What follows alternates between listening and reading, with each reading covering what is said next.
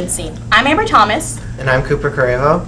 And today we're doing a special Teen Scene telethon for Ignatius Ellinger. Well, welcome back to the telethon. We're here with the director of the Maryland Women's Center, Jill Moss Greenberg.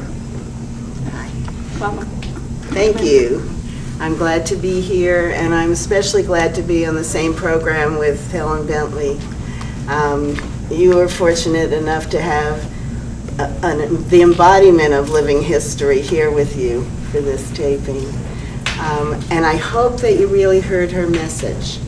We are very honored to have her serve on the honorary board of the Maryland Women's Heritage Center, where you've been taping Teen Scene for the last couple of years.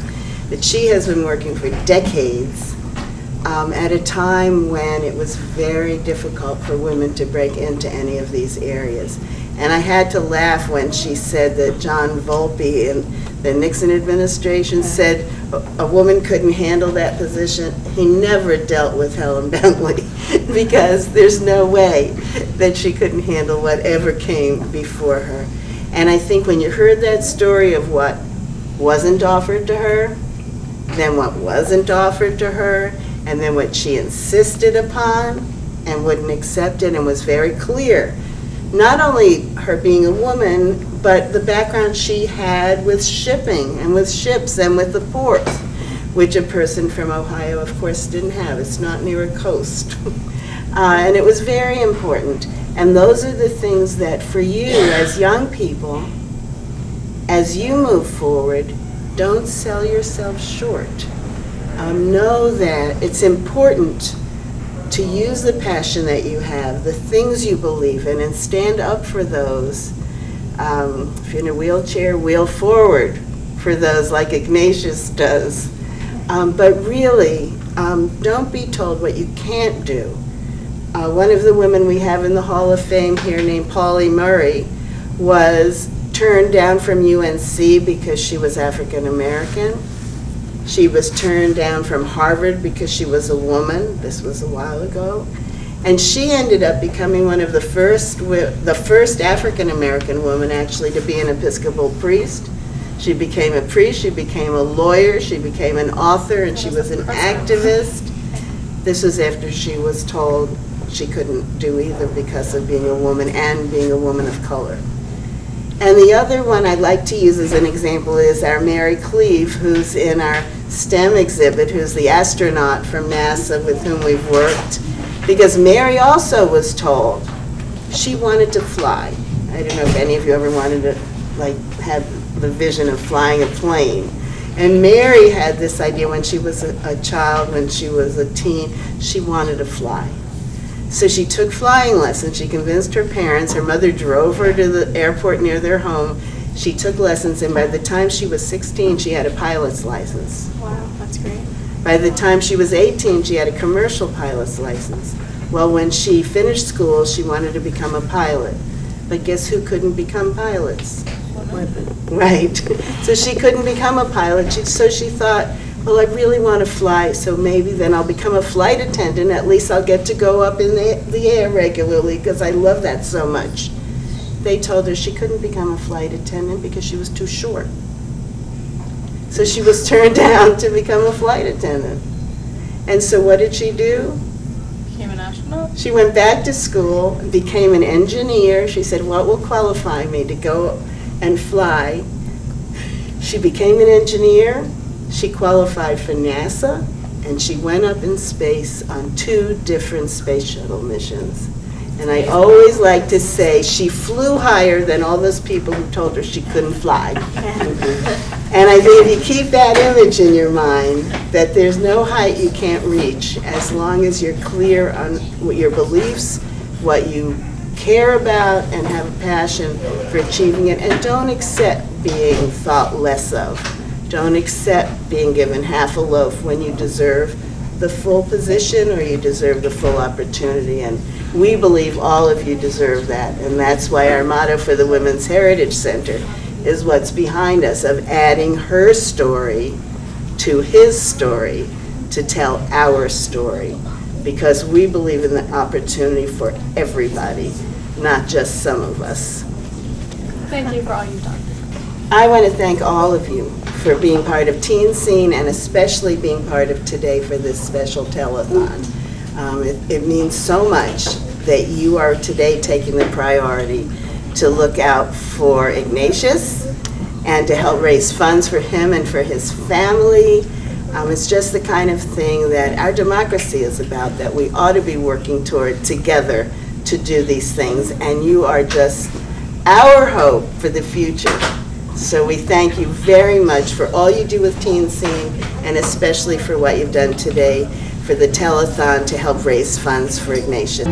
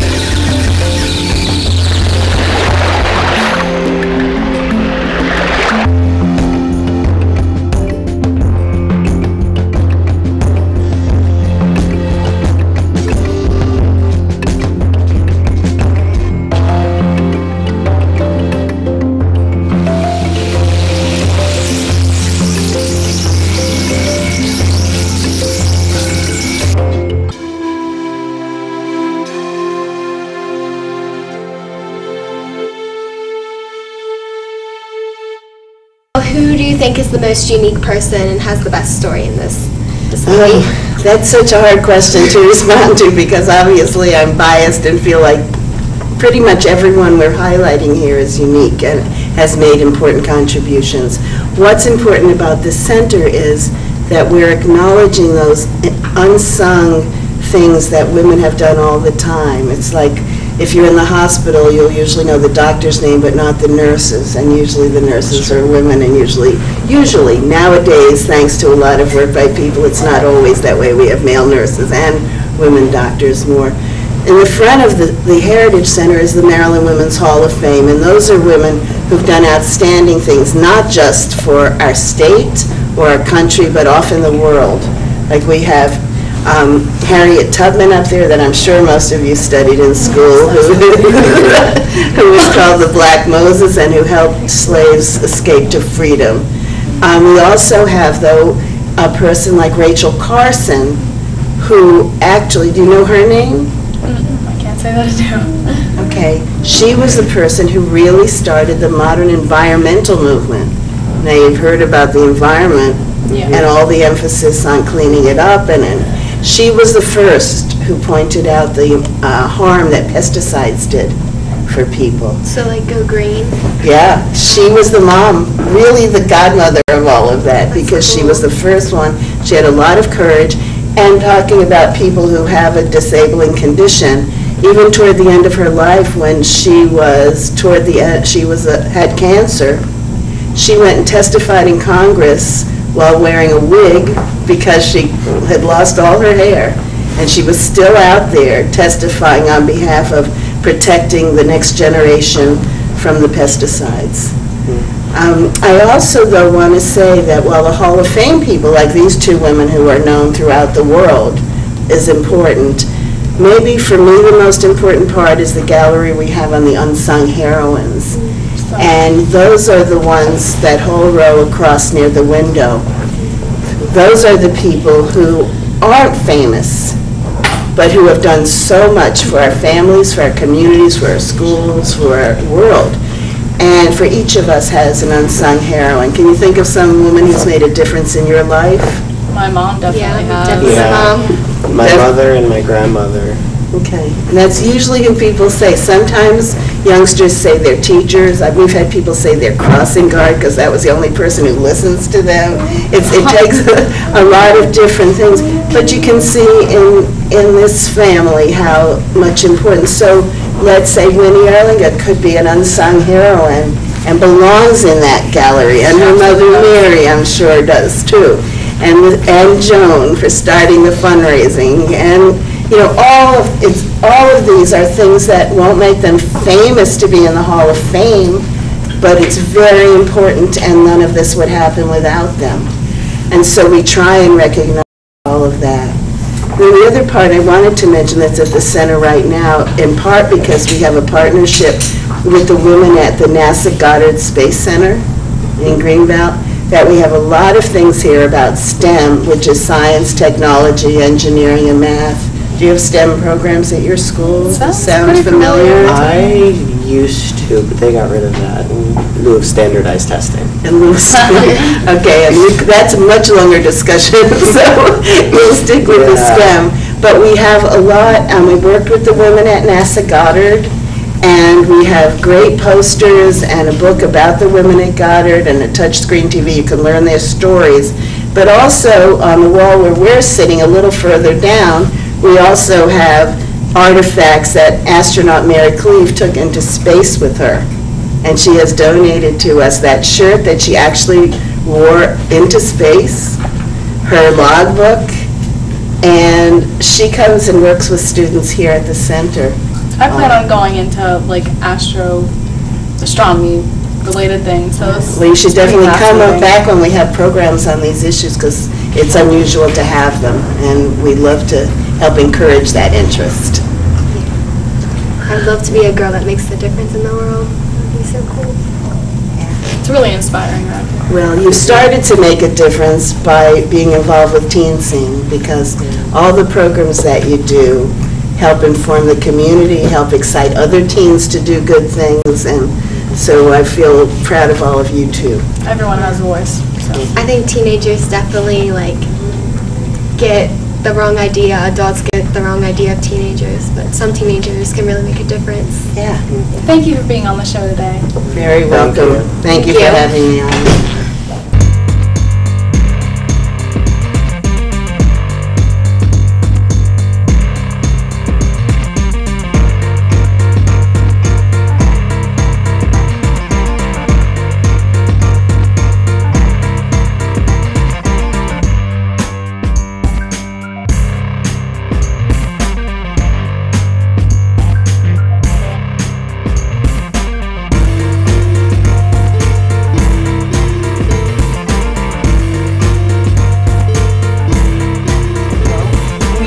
A lot of interesting things going on when it comes to careers in science, technology, engineering, and math, and it's really exciting to be able to share some of them with you.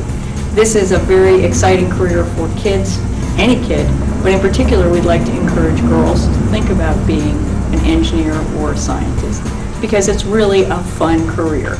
I worked for over 30 years as an engineer, and I can't think of anything I could do that would have been more fun than what I did, and what I'm still doing, in fact. So it's really a great thing to consider. So I'm going to show you some clips. Come on with me on the trip. That was one of the crew pictures we took that kind of said what everybody was going to do on the mission. Being led out really by mission specialist Norm Thagard, Mark Lee, Mary Cleave, and the commander and pilot Commander Dave Walker waving, and pilot Ron Graby waving. T-minus 15, 14, 13, and liftoff. 7 feet per second. Atlantic 2 miles.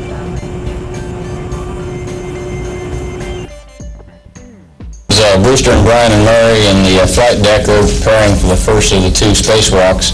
Three of us, Murray, Woody and myself, dubbed ourselves the Ace Construction Company with the supporting crew of the rest of the crew, and we put up our advertising after we'd completed the construction of the first access truss. The arm flies wonderfully. It's just such a great tool. Real smooth and no surprises. Being able to interact with them, and they gave me some real good directions while we were up there. Mary took most of these motion picture Earth views that we've got, and this is one way she did it. We had a mid-deck experiment called a fluid experiment apparatus, which you can see here. My hands are inside of this. It's a little furnace. We were growing indium crystals. It was really an excellent mid-deck for us.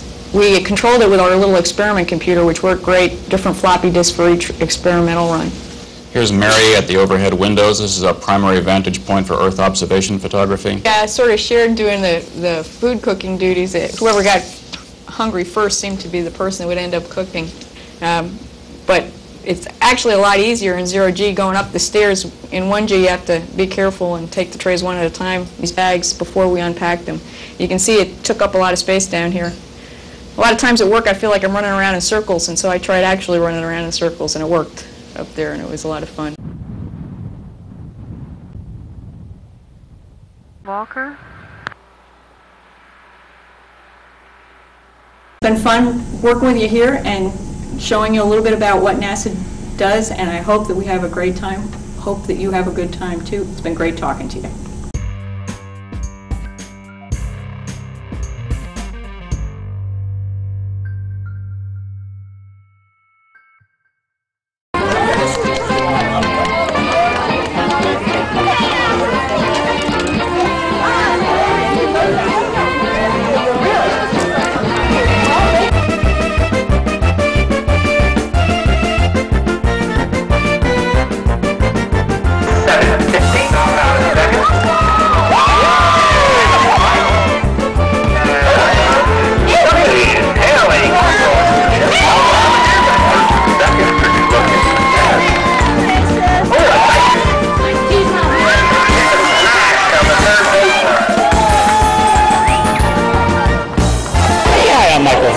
I'm Director of Special Education in Warren County Public Schools. I participate in Challenger, have for the last, 8 or 9 years. I umpire, I announce, just a friend of the league. It's a great opportunity to interact with the students and the parents in Warren County. Number 2 for Denver catching a bat. Hurry, Kendall! The crowd goes wild. Hurry, consistent hitter throughout the year. The announcers do make the games feel real for the kids. It's an opportunity for them to hear their name over the PA, the public broadcasting system. It lets them hear their name multiple times. So I try to say their name when they're on base, when they're batting, when they're in the field, so they feel like they're really part of a live baseball game. Part of this is awareness. We just, Challenger, we're trying to make that part of the culture, and not try, it is part of the culture of Front Royal. I think they're interwoven into the Little League, but how can the public help? Well, you can contribute. We go to the biggest Little League Jamboree, Challenger Little League Jamboree in the world every summer, and we take all the parents at no cost. So if they want to contribute either donations, that would be wonderful, or their time, that'd be fantastic. Hi, I'm Sharon Kendall. I am Front Royal Little League Challenger Commissioner, and I'd like to welcome you all to the game today. Today is our last game and our award ceremony and our picnic. Challenger is a division for mentally and physically handicapped children to be able to play baseball like the rest of the kids get to play with Little League. We have all disabilities. We have wheelchair, we have autism, we have ADD, a wide variety. We mix all the ages together, and there is no win or lose. Everybody wins with Challenger. We have buddies for the kids. A large majority of the kids, especially like my little one is in a wheelchair and he cannot hold a bat, so he has a buddy that helps him put his hands on the bat and he knocks his off of the tee. Some of the kids can actually hit the ball themselves, but they need some guidance making it base to base, and so they just walk along beside them. Walk, run, to encourage them, and they are referred to as their buddy. We're about to get underway in J1 Challenger Baseball Division. There's a smash up the middle of Carly Jenkins. Taking first base, running a nice ground ball. Forsythe getting in there. Number 1, Ignatius Alexander.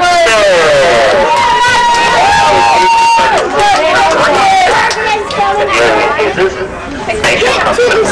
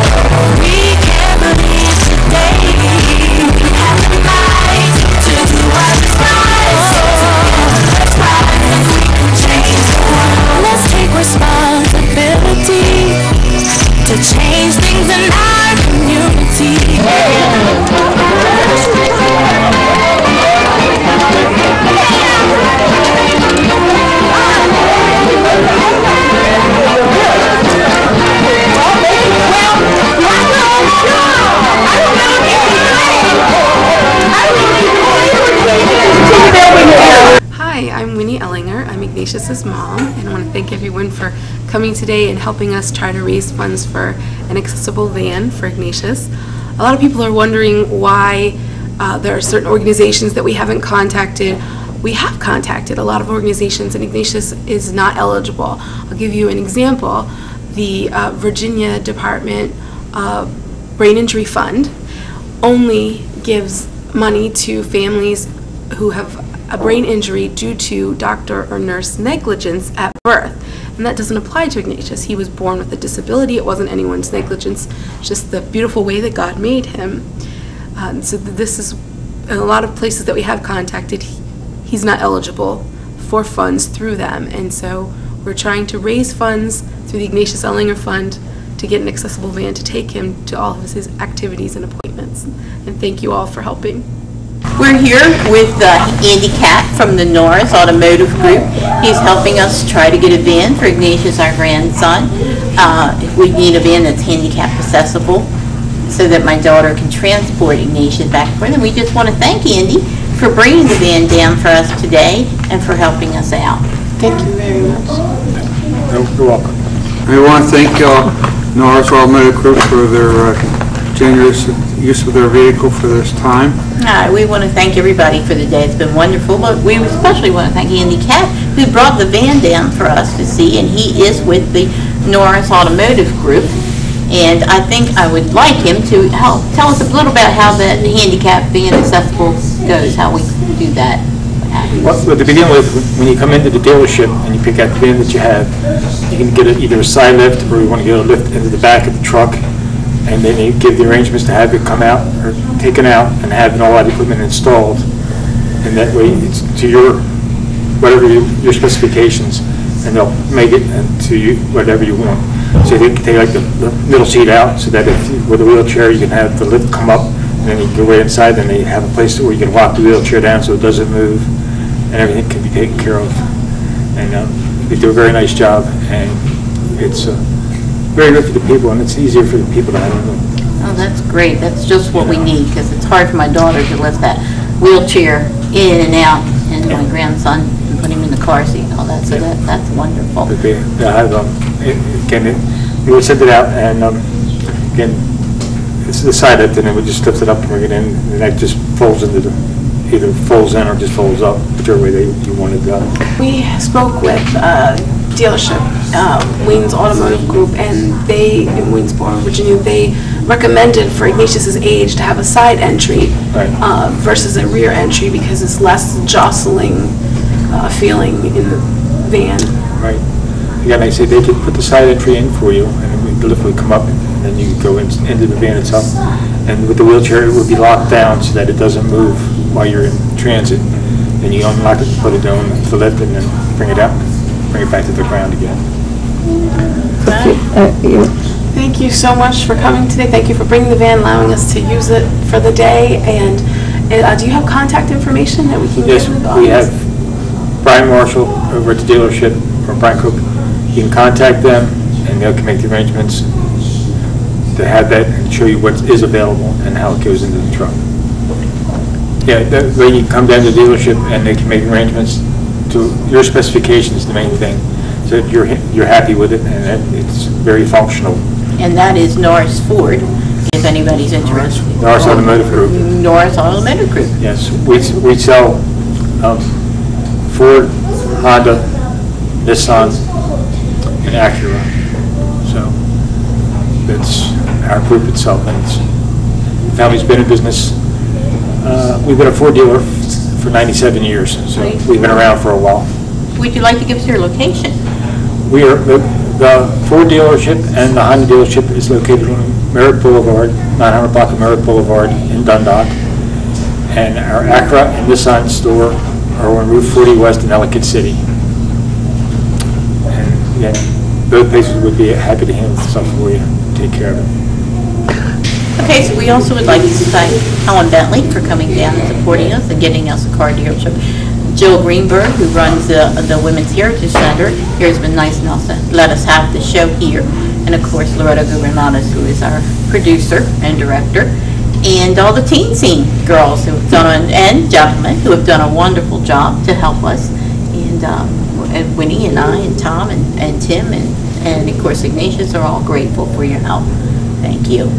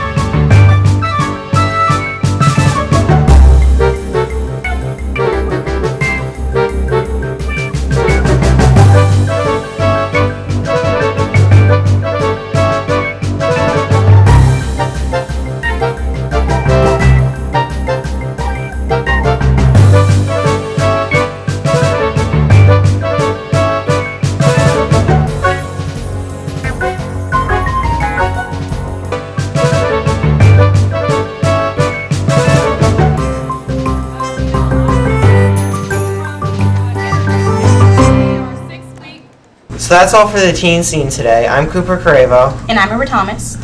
And we will see you next time.